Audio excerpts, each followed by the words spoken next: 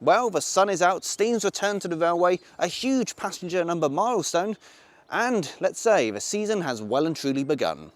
Welcome to In the Loop.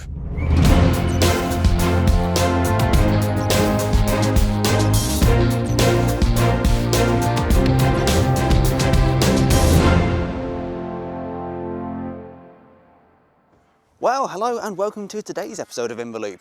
Yes, of course, we have started running trains again, and it was wonderful to see so many of you. But I think, as always, the best way to begin one of these episodes is with a quick fire look around the railway to see what's been happening behind closed doors.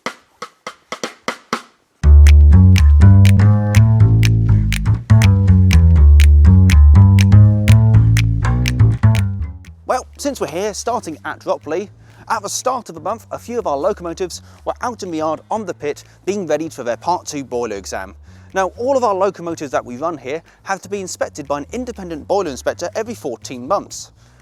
Part 1's already been done, which was done when the locomotives were drained, washed out, so the boiler inspector can physically look inside. And Part 2 is when everything's put back together and the locomotive's in steam. If these pass, which they did, they can now run for a further 14 months before needing to be inspected again. In practice, they're inspected every year. Now, let's go a bit further afield. Up here at Alton, the Permanent Way gang have been busy replacing old rotten sleepers with some lovely shiny new ones. They also had a busy weekend clearing up after Storm, Dudley, Eunice and Franklin, where we had a lot of trees down dotted around the line, including at Medstead, which unfortunately took a lamppost with it. Exeter especially unfortunate for that tree, because it was said to have been planted by the very first station master. But we take it as it comes and deal with what life throws at us, quite literally in the shape of a storm.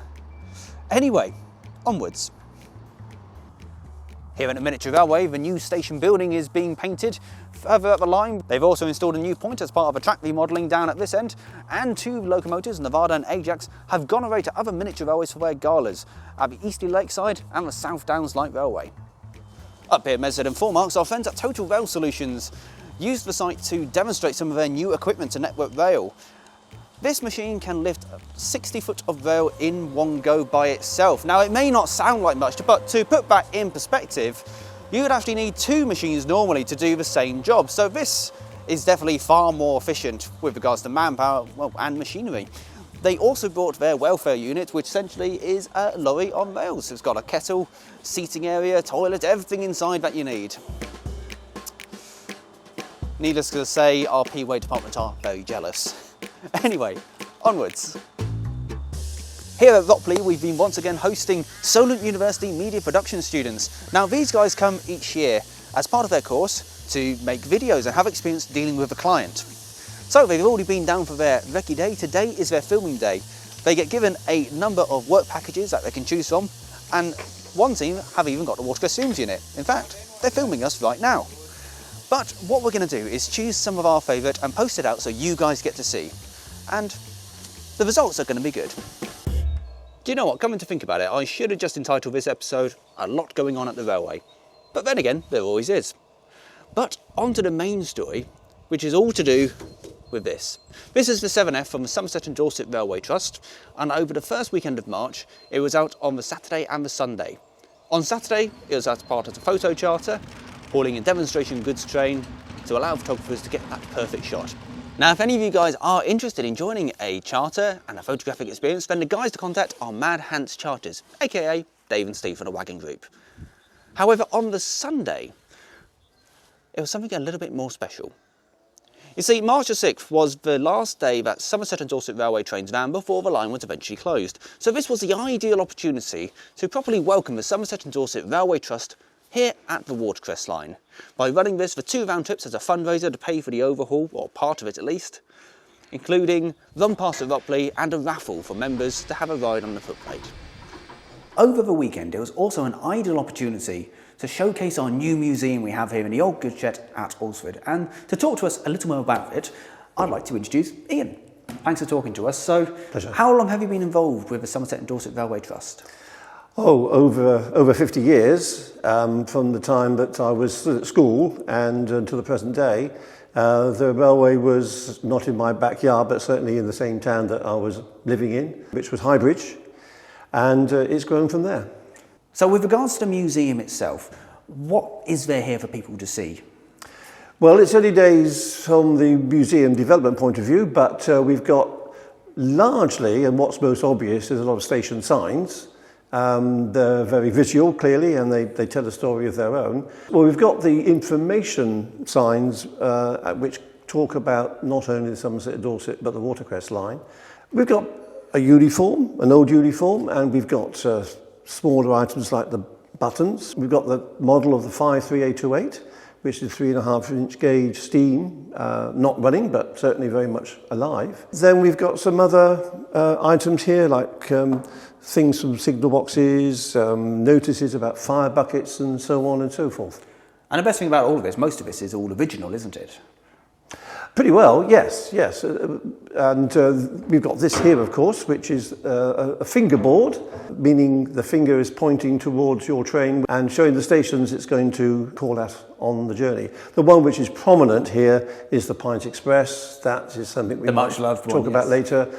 Is very symbolic of the Somerset and Dorset Railway. Excellent. I suppose when you think about it, the Somerset and Dorset and the Watercress line, it sounds kind of stupid, but they're actually quite similar. Both secondary main lines, both known for steep gradients and heavy trains. So it kind of makes sense that these are both joined together in a museum, and also that the 7F does look really at home here as well. Yes, and I mean the whole package works very well indeed. We are some way, but not a million miles away from the original Somerset and Dorset line in Somerset and Dorset. As you say, the characteristics of the two lines are very, very similar. Secondary main lines, sections of single line, sections of double line, etc. Use of the type of signalling which you're still using here. And with a bit of Midland injection as far as the engine and the motor power is concerned, hence 53828. Now this is a bit of a loaded question, I suppose, but what is your favourite item in the museum? So much to choose from. I think some of the highlights include the Evercreech station sign, which shows two different colours due to the change in administration of the railway in British Railways days. An old tea chest. Well, it's not a tea chest as such. It was a box in which tea was sent, but it's got the markings on it by the Lions Company about how to or how not to handle your box of tea, which is very precious. It says to the railwayman, any railwayman, please handle very carefully. And finally, we've got a couple of maps in the museum which show the position of the line. One in particular shows how similar it is to the Watercress line, and it was certainly administered in its last sort of 100 years by the London South Western Railway until that became nationalised in 1948. So along the lines of maps here, we've got, off to my right, the London and South Western one, but this looks a bit more fun with buttons to press. What can you tell us about it? Right, well, it shows sections of the line as they opened on a timeline from 1854 onwards. It's interesting to remember the history, or look at the history of the Somerset and Dorset, which was to link, believe it or not, Wales and France. And that was a very ambitious scheme, typical of the Victorian era. And as many Victorian projects, it ran out of money at a certain time, bearing in mind that no one had heard of places like Highbridge and so on. But it was a very ambitious scheme. And that's why in 1854, that was the first section which opened, from Highbridge to Glastonbury. Glastonbury, quite well known, admittedly, and it had a Clark's factory, which later on helped to the goods traffic and all the rest of it. But what didn't work particularly well was that getting people across from Wales, across the Bristol Channel, difficult seas, difficult berthings, all the rest of it. But nevertheless, they continued, and if we go to this one here, we've opened a bit more of the line, and this is in 1862, and we've reached Cole from Glastonbury. And then if we go down a bit further, we've got next to Temple Combe, and then we've got Temple Combe. So we're gradually building up. We reached 1874, and during this time they've run out of money, had to borrow money, and indeed turned to the Southern Railway and the London South Western Railway in those days, and the Midland Railway, to hand over the administration to get it running and keep it running. And then eventually we arrived down on the coast, and that is in 1885. So it's quite some time ago.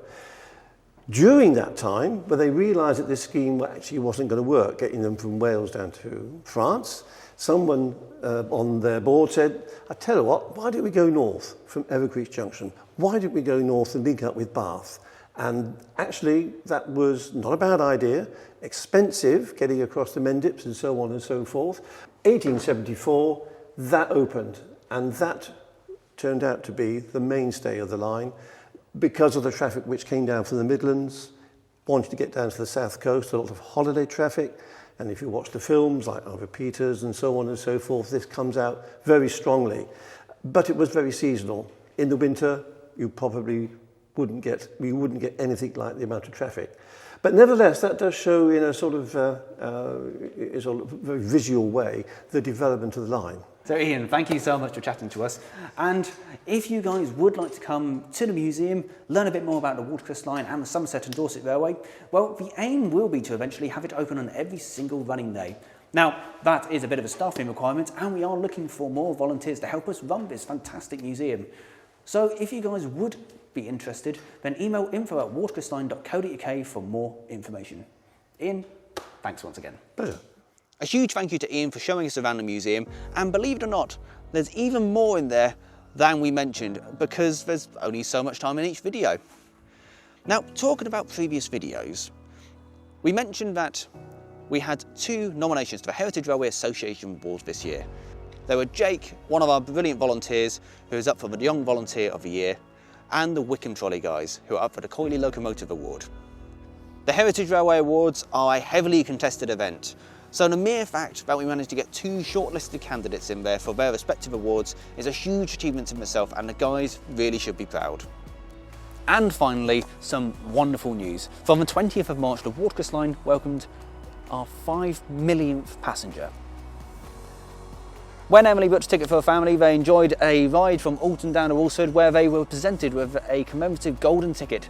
Now, you may be wondering when they found out they were going to be the 5 millionth, and we told them in advance. And Emily then told us that, like many trips here on the railway, it was a present for her dad Phil, who loves the Watercress line.